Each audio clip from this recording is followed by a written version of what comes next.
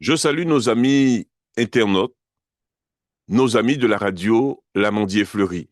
Je vous rappelle par ailleurs que vous pouvez retrouver le lien de la radio tout en bas de cette vidéo.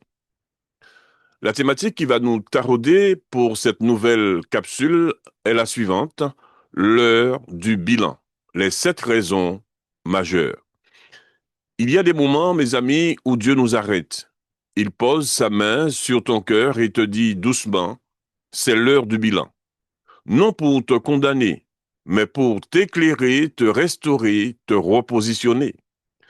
Et voici les 7 raisons majeures fondées sur la parole qui montrent pourquoi ce moment est vital.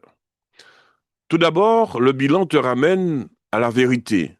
2 Corinthiens, le chapitre 13, le verset 5. Examinez-vous vous-même.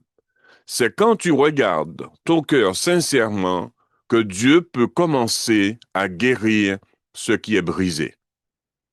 Deuxièmement, le bilan te rappelle que le temps est précieux. Le psaume 90, le verset 12, enseigne-nous à bien compter nos jours. Donc, tu n'es pas créé pour perdre du temps dans ce qui t'épuise ou te détourne de ton appel. Troisième raison majeure, le bilan est le point de départ de ta croissance spirituelle. Proverbe, le chapitre 4, le verset 18, le sentier des justes est comme la lumière. Là où tu reconnais tes manques, Dieu fait progresser ta lumière. Quatrième raison, le bilan t'aide à déposer les fardeaux inutiles. Hébreux, le chapitre 12, le verset 1, rejetons tout fardeau. Donc, il y a des poids que tu portes depuis trop longtemps. Dieu te dit: laisse-les. Tu n'as plus besoin de marcher avec cela. Cinquième raison majeure pour laquelle nous devrions faire un bilan. Pourquoi? Parce que le bilan réveille la gratitude. Le psaume 103, le verset 2 nous dit: n'oublie aucun de ses bienfaits. En regardant en arrière, tu réalises: Dieu t'a gardé, Dieu t'a porté, Dieu ne t'a jamais abandonné.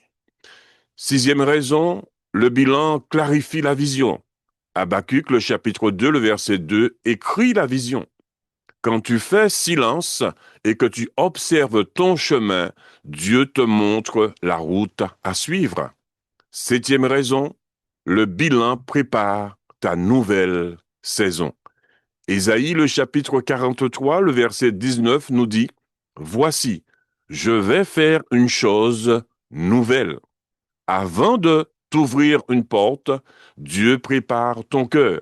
Le bilan est le passage vers le renouveau. En guise de conclusion, je dirais ceci. Alors aujourd'hui, laisse Dieu sonder ton cœur. Parle-lui avec sincérité. Pose tes fardeaux. Reconnais sa fidélité et ouvre-toi à ce qu'il prépare. Le psaume 139, le verset 23 jusqu'au verset 24, sonde-moi, ô Dieu, conduis-moi dans la voie de l'éternité. Donc, c'est l'heure du bilan et c'est l'heure de ta renaissance avec Dieu. Que Dieu nous bénisse, qu'il nous garde, et je vous dis à très bientôt pour une nouvelle vidéo. Bien à vous.